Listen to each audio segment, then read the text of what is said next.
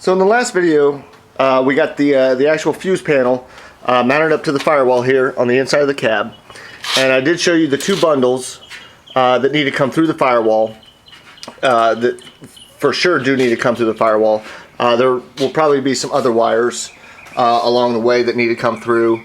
As I mentioned before, reverse lights, wiring, and on my truck I've got an electric choke on my carburetor, and this harness doesn't have a specific wire for the choke heater connection, so I'm just gonna use an empty circuit on that fuse panel, just like I will with the reverse wires. You know, there's power door locks, power windows, power seats, clocks, CB radio, stuff like that my truck doesn't have, and I don't intend to add. So I'll use one of those circuits for the reverse lights and for the electric choke. So anyway, I got these two.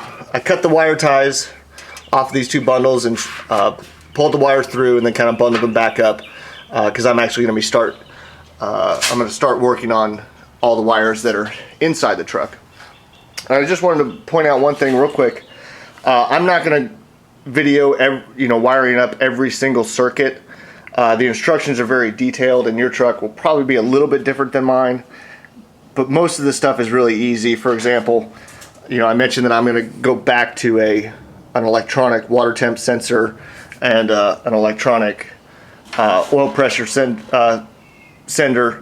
So stuff like that's real easy to wire up. It's just one wire. It self grounds to the block, so make sure you got a good ground from your engine block to your frame, to your battery, stuff like that.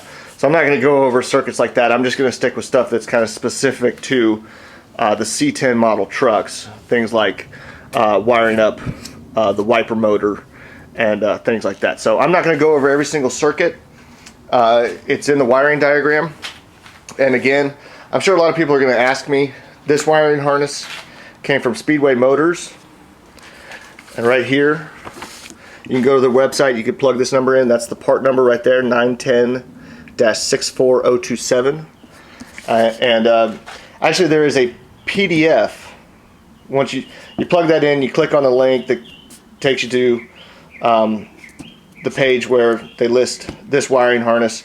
There's another link. It's a PDF file that has the whole entire wiring schematic, every single page of this in that file. So you can download that file and look at it, and then do all of your testing on your truck that you need to. Like I showed you in probably the first video, for things like your turn signals and your marker lights and things like that. So let's get started wiring up the inside of the truck. All right, here inside the truck, the first thing that I'm actually going to start working on is all the wires for the ignition switch. Now this is not all of them. There's a few more, but I'm going to work with these.